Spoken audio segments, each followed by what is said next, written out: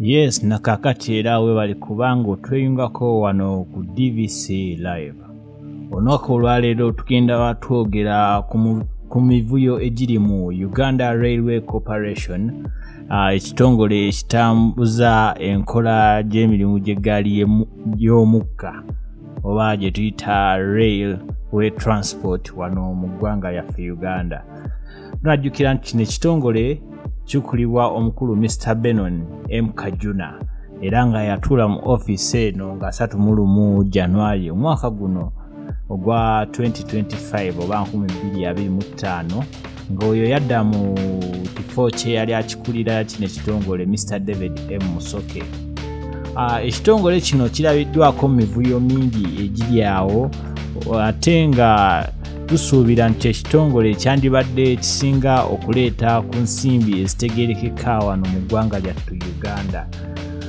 Oluguudo lw'eggaali y'omukka oba railway eno yazimbibwa wakati w'emyaka 1986 n'omwaka 1901 oba 1901 nti paka ssaawa zino paka olunaku lwaleero tukyakozesa oluguudo lwe lumu, tukyakozesa system zezimu, tukyakozesa bitrain byebimu. Kino kitegeeza nti tukyalemedde ku ziri enkola z'aba Indian Coolies, kubanga tunajjukira nti ba Indian Coolies be baazimba oluguudo luno.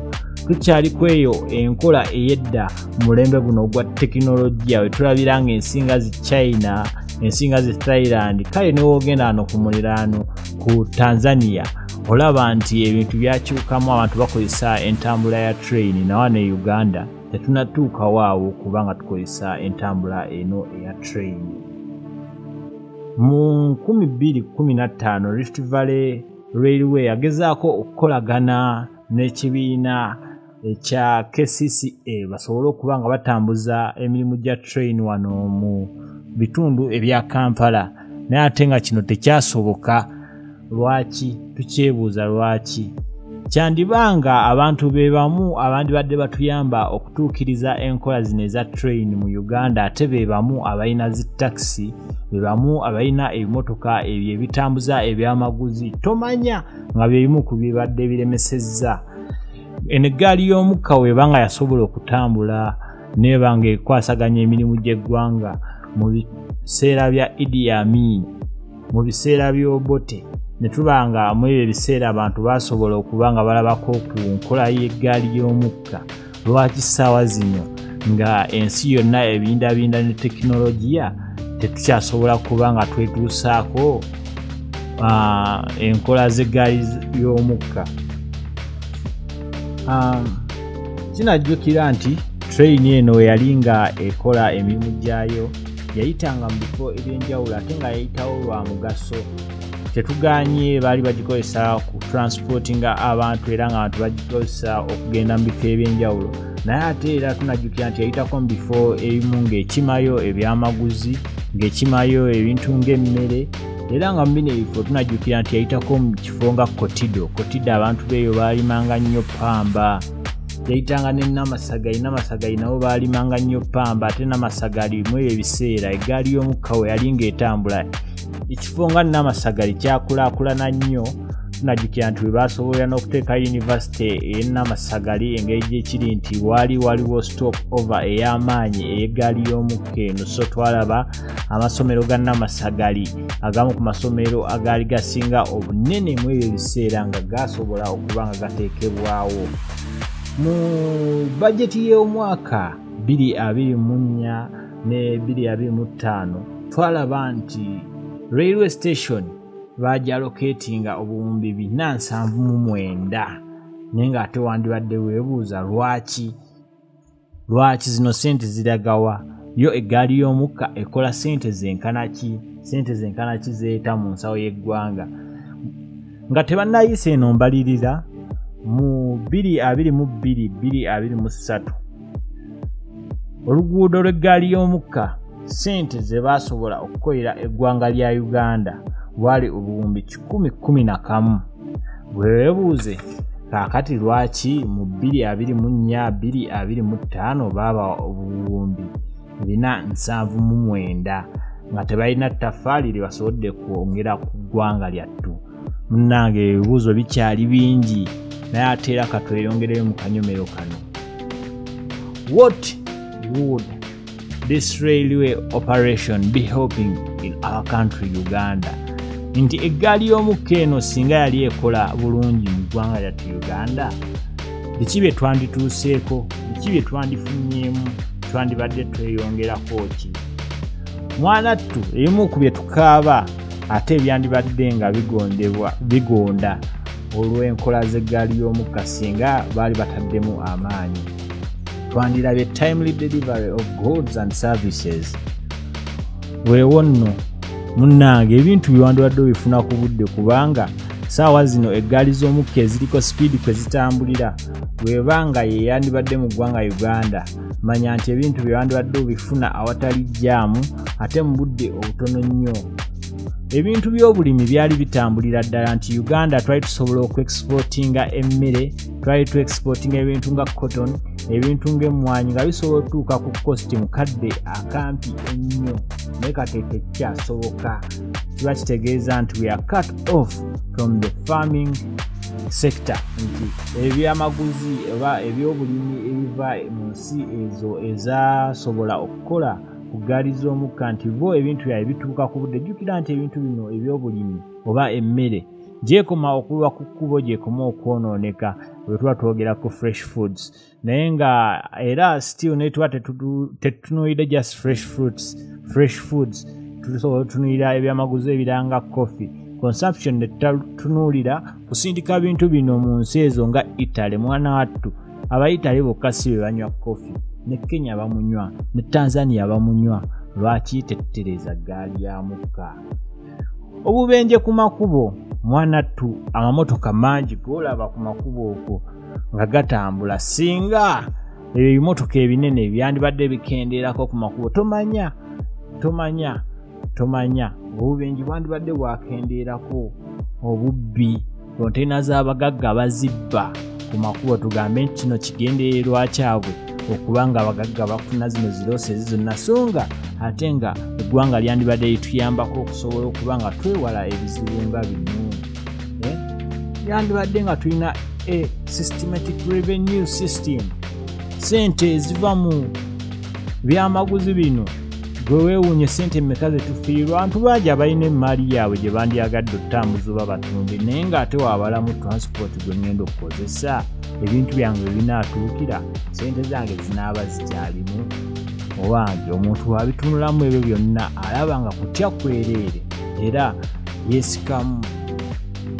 So nga ate tetutunulidde byamaguzi byokka, naffe ng'abantu, entambula yaffe ng'abantu, okuyita mu Kampala omwo si kyangu. Munnange gwali emukono wandigamba nti siri Kampala, naye naawe okutuusa ebintu byo mu Kampala ng'oli mukono si kyangu. Kiba kitegeeza naffe ng'abantu kyandibadde kituyambako. Weewaawo tomanya ne muganda we yandibadde afunamu omulimu, because there would be job opportunities singa eggaali y'omukka yali nga operatinga bulungi wano mu ggwanga Uganda. Ate nga twandibadde tweyongerako ne ku international business, naye kaakati saawa zino tulaba nga eggwanga lyetaaga sente nnyingi, eggwanga lyo nga lyo libanjibwa sente nnyingi, naye ate ebintu ebyandibadde bivaamu sente byagootaanyizibwa. Obuzibu buliwa? What is the problem?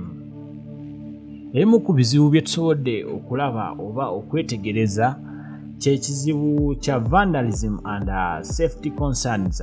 Vandalism kwe kwonoona.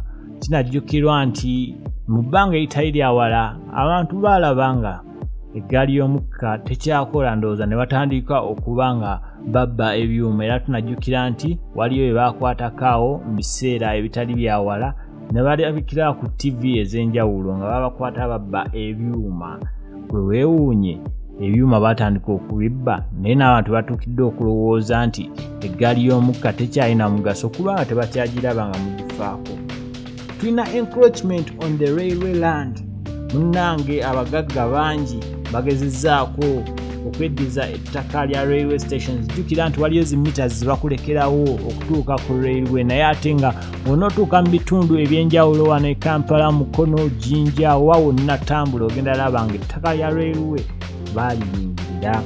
N'essaawa zino waliyo omusango ogubadde gukyali mu kkooti eby'omugagga Kalungi ng'ono yagezaako okweddiza ettaka lya railway wali mu bitundu bya Nasa Road mu Kampala.